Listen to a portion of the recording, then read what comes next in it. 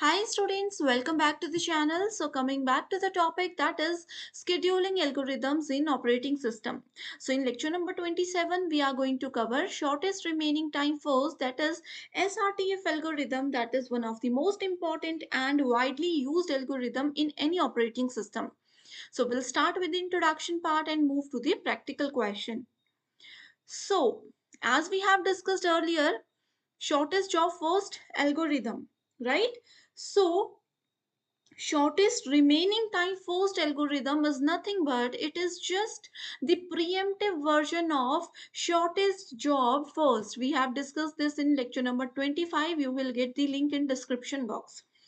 So what is the meaning of preemptive? I have told you preemptive means stoppable, and non-preemptive means non-stoppable.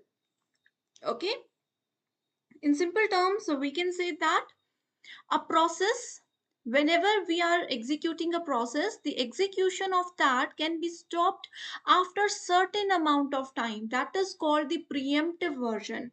And in case of non-preemptive, that is shortest job first algorithm, it is a type of non-preemptive algorithm. Okay, so it is non-stoppable means अगर एक process को CPU allot हो जाता है, जब तक उस process को एग्जीक्यूशन कंप्लीट नहीं हो जाता, तब तक हमारा सिस्टम इस रिसोर्स को और सीपीयू को रिलीज नहीं करता है. That is the non pre-emptive. So shortest job first is non preemptive and its preemptive version is shortest remaining time first algorithm. In simple terms, we can say that in this type of algorithm, the process with the least burst time remaining is executed first. The process that has the remaining smallest burst time will be executed first in case of shortest remaining time first algorithm, as its name implies. Remaining time, shortest remaining time means shortest burst time remaining. Okay, at the arrival of every process, let's say process P1 is arriving at point 0, the short-term scheduler process P1 is allotted with a, a short-term scheduler that helps processes to schedule with the least remaining burst time among the list of available processes and the running process. Okay, so in this scheduling, the processes are scheduled based on their remaining execution time. Okay, so before moving to its numerical question, you must watch this lecture number 25, that is shortest job first. Now here we have one example where 6 processes are there. Their arrival time is given from 0 to 5 and their burst time is given like this. Here the smallest burst time is smallest burst time is 1, that is of process P4, but the arrival time, the shortest arrival time is of process P1, that is 0. So remember one point, in this type of case, we always start with the smallest arrival time. So we need to create one Gantt chart here. So at point 0, we have process P1. Burst time for process P1 is 8. But when process P1 is running at point 1, process P2 is coming here. Okay, process 0, process P1 0 से लेकर के 8 तक चलना था, but जैसे ही वो 1 पे पहुंचा, प्रोसेस P2 आ गया कि मेरा अराइवल टाइम तो 1 है, तो अभी तो मुझे क्या चाहिए, मुझे क्यू में ऐड कीजिए. Okay, so from 0 to 1 we have process P1 running. Then at point 1, process P2 is coming here. Again, process P2 wants CPU for 4 seconds, but at point 2, at the arrival time to process P3 आ जाता है.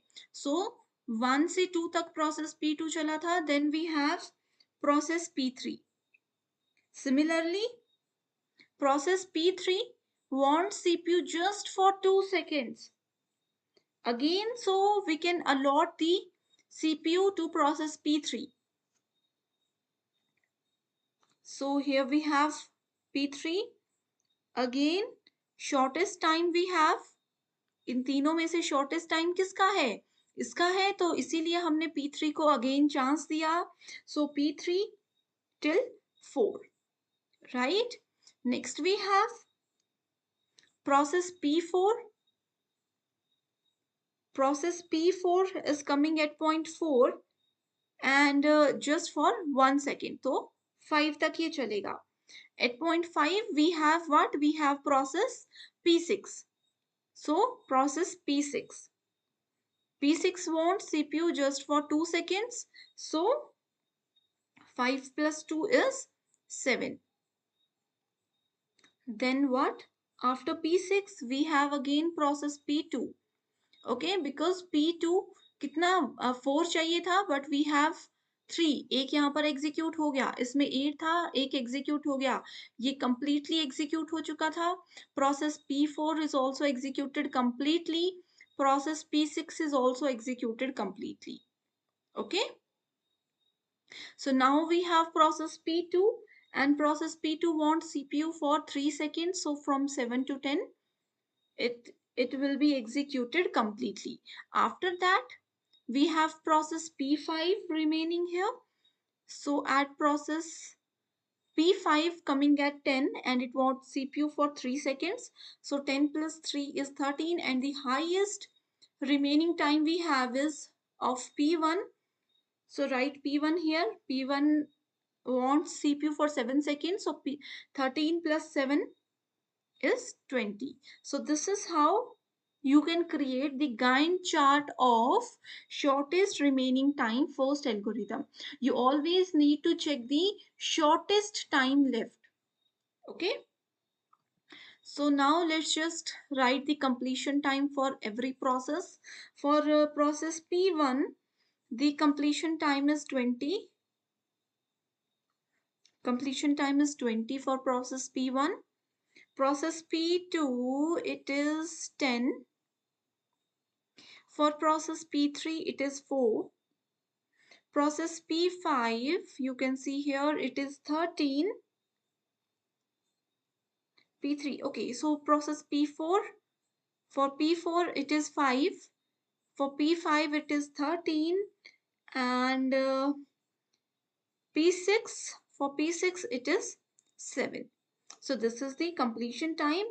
If they ask you to find out the average completion time, so you have the formula. You need to add all these values of completion time divided by 6 because we have 6 values here.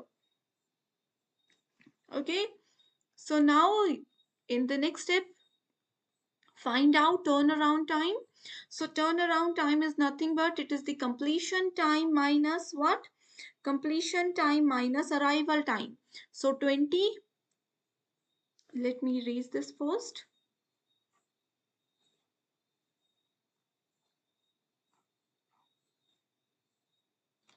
Okay, so completion time is, sorry, turnaround time is completion time minus arrival time.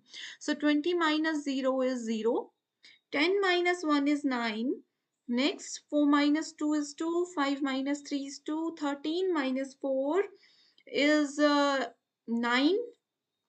And 7 minus 5 is 2. So this is the turnaround time we have. Next is the waiting time. Waiting time is what? Turnaround time minus burst time. So 20 minus, okay, so it is not 2, it is 20.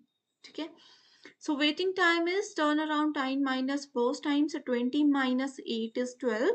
Next is 5. Then we have 0, 1, 6, 0. Okay, so this is the correct answer. You can check here.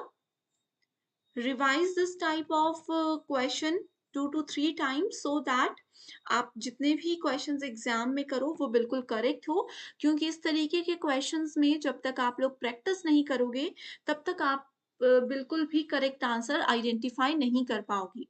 Okay, सो अगर आपका यहाँ पर ये Gantt chart हर एक question में सही हो जाता है, सो डेफिनेटली आपके जो टर्न अराउंड टाइम्स हैं, वेटिंग टाइम्स हैं, वो बिल्कुल करेक्ट ही होंगे।